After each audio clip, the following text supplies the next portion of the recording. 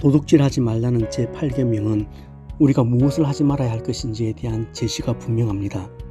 그런데 저는 이 계명이 가지고 있는 적극적인 의미는 무엇일까 생각해 보았습니다. 뭘 안 하는 것도 중요하겠지만 그보다 더 중요한 것이 있다면 뭘 하는 것이라고 생각합니다. 하이델베르그 요리문답 111문은 저에게 제8계명을 지키기 위한 두 가지 능동적인 힌트를 주었습니다. 첫째는 수고하여 땀 흘리는 소중함을 알아야 한다는 것입니다.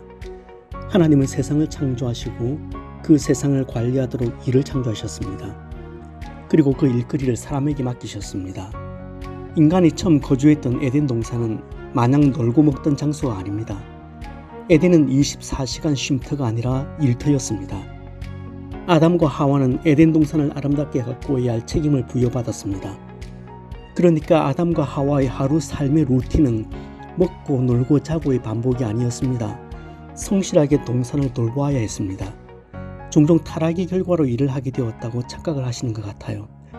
그렇지 않습니다. 일은 타락하기 이전에 하나님께서 사람에게 맡기신 것입니다. 단지 일과 관련하여 타락 전과 후가 어떻게 다르냐 하면 타락 전의 일은 그 자체가 기쁨이었고 또 열매와 소출도 언제나 풍성했습니다. 그러나 인류의 타락은 일에도 영향을 미쳤습니다. 타락 후에는 일의 기쁨이 있기도 하지만 일 자체가 짜증이 날 때도 많아졌습니다. 무엇보다 열심히 일해도 열매가 맺히지 않는 날이 생깁니다. 밭에서 소출을 하나도 거두지 못할 때가 생기는 겁니다. 타락의 결과입니다. 분명한 것은 하나님은 창조 때부터 우리에게 일거리를 주셨고 그 일을 통해 소득을 얻기를 원하셨다는 사실입니다. 그렇게 성경은 땀 흘리지 않고 소득 얻는 것을 도둑질이라고 봅니다. 하지만 하나님은 우리를 논밭으로 밀어넣어서 우리가 땀을 뻘뻘 흘리며 일하는 것을 보고서 고소하다고 깔깔거리며 웃고만 계신 분은 아닙니다. 우리를 직장으로 보내시고 우리가 그 일터에서 고전하는 것을 보시면서도 상관에게 깨지는 것을 보시면서도 내 할 일은 여기까지 그러면서 손 틀어버리시는 분이 아닙니다.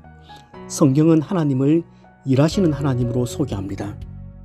시인은 이렇게 얘기합니다. 여호와께서 너를 실족하지 아니하게 하시며 너를 지키시는 이가 졸지 아니하시리로다. 이스라엘을 지키시는 이는 졸지도 아니하시고 주무시지도 아니하시리로다. 예수님도 이 땅에서 공생애를 보내시면서 24시간이 부족할 정도로 일하셨습니다. 그리고 이렇게 말씀하셨죠. 내 아버지께서 이제까지 일하시니 나도 일한다. 사람은 땀 흘려 일해서 자신이 일한 만큼 열매를 정당하게 받도록 창조되었습니다.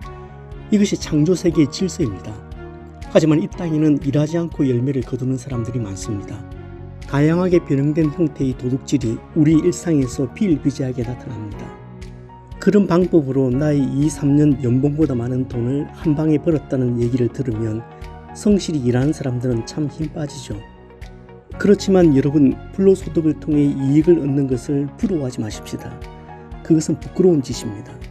하나님은 자초지종을 다 보고 계십니다. 욥은 이렇게 고백합니다.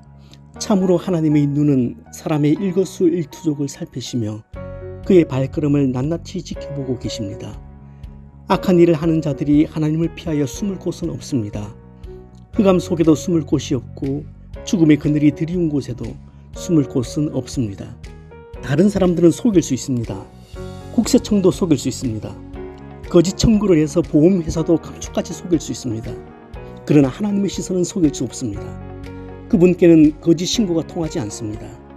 머지않아 그분의 심판대 앞에 섰을 때는 우리 각자는 낱낱이 진실되게 신고해야 할 것입니다. 모든 실상을 하나 남김없이 아뢰 날이 다가오고 있습니다. 그러니 오늘 수고하고 땀 흘리는 것을 부끄러워하지 마십시다. 부당한 이익을 부러워하지도 마십시다. 선악간 모든 일은 다 드러날 것입니다. 두 번째는 흘려보내는 연습을 하라는 것입니다. 내 통장에 재물이 쌓일 때는 재물이 없어서 많이 힘겨워하는 이웃을 떠올릴 수 있어야 합니다. 하나님께서 우리에게 크든 작든 재물을 주신 이유 중에 하나가 그것입니다. 저는 한 사람이 타인의 삶을 위해서 나누는 분량은 그 사람의 영성에 비례한다고 생각합니다. 자신의 통장에 잔고가 쌓여가는 것을 보면서 그것에 집착하기 시작하면 그때부터 그 사람의 영성은 내리막길을 걷게 됩니다. 재물은 내 힘과 잘남을 보여주라고 주신 선물이 아니라 먼저는 나의 필요를 채우고 또 한 부분은 타인을 섬기라고 우리에게 채워주신 것입니다. 그런데 하나님의 선물을 독식하면 그 선물은 반드시 독이 됩니다. 때문에 정기적으로 남을 돕는 습관을 들이는 것은 제8계명 도둑질의 유혹에서 한결 자유로워질 수 있는 기막힌 방법이 될 것입니다.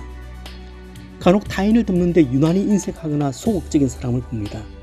그러면서 하는 말은 가난한 나라님도 구제하지 못한다는 겁니다. 가난한 살림 돕는 것은 끝도 없는 일이어서 도와봐야 낭비라는 말이죠. 그 말로 자신이 지갑을 닫는 이유를 합리화시킵니다. 저는 우리가 가난의 문제를 완전히 해결할 수 있다고 생각하지 않습니다. 가난의 문제는 주님 오실 때까지 있을 겁니다. 그때까지도 가난한 사람은 가난할 것이고 가난한 나라는 빈궁이 허덕일 것입니다. 가난은 단순히 개인만의 문제가 아니라 사회 시스템적인 문제도 얽혀있기 때문에 개인의 노력만으로는 벗어나기 어려운 면이 분명히 있습니다.